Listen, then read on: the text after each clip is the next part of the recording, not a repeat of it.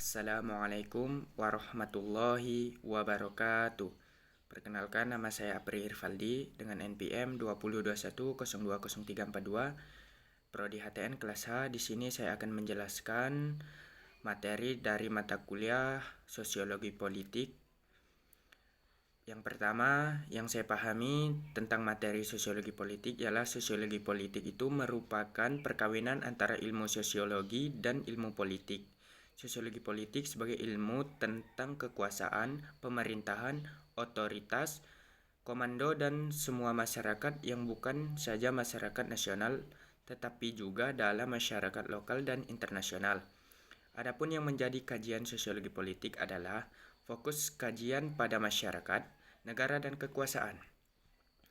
Fokus perhatian adalah melihat hubungan masyarakat dan dengan lembaga-lembaga politik seperti sosialisasi politik, komunikasi politik, konflik dan demokrasi, dan hubungan masyarakat dengan lembaga politik dan proses politik secara bersamaan seperti budaya politik dan civil society. Partisipasi politik adanya seperti pemilu. Selanjutnya, metode kajian sosiologi politik adalah pendekatan historis, yaitu bentuk peristiwa baik melihat kontekstual. Yang kedua, pendekatan kooperatif, pendekatan yang menyajikan data perbandingan. Sedangkan selanjutnya, pendekatan konstitusional adalah pendekatan yang menyajikan faktor-faktor kelembagaan, konstitusional, dan legalitas. Selanjutnya, pendekatan behavioral, yaitu pendekatan yang terfokus terhadap tingkah laku manusia.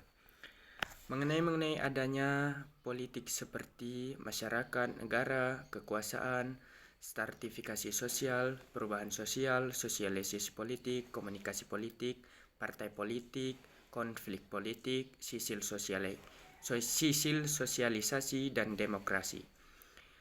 Selanjutnya, metode politik. Yang pertama itu saran sosialisasi politik. Yang pertama melalui keluarga. Keluarga merupakan agen utama dalam proses sosialisasi politik. Selanjutnya, khususnya pada masa anak usia dini, pengaruh keluarga sangat dalam untuk membentuk nilai dan sikap terhadap proses pengambilan keputusan dalam keluarga. Selanjutnya, sekolah. Sekolah juga menjadi sosialisasi. Sekolah menjadi sosialisasi sosiologi politik melalui pelajaran yang disampaikan oleh guru di sekolah, termasuk juga kegiatan di luar jam pelajaran sekolah, contohnya kegiatan upacara dan memperingati hari penting nasional. Selanjutnya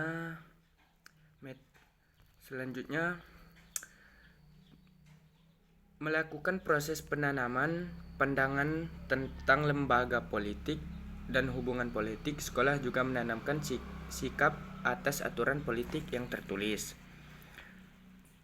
Selanjutnya, pengertian sosiologi politik pertama kali itu Auguste Comte atau Bapak Sosiologi, interaksi masyarakat yaitu interaksi masyarakat satu dengan masyarakat lain. Ilmu politik adalah ilmu sosiologi modern, yaitu Johnson memahami sebagai justru ilmu pengetahuan tentang kelompok sosial atau interaksi. Sosiologi itu seperti ilmu yang mengamati perilaku seseorang kolektif. Contohnya interaksi antar golongan kekuasaan adalah jadi kekuatan seseorang. Lembaga negara, dinamika sosial, ketika mereka berinteraksi, maka contoh menjabat kepala daerah, maka mempengaruhi tim-tim.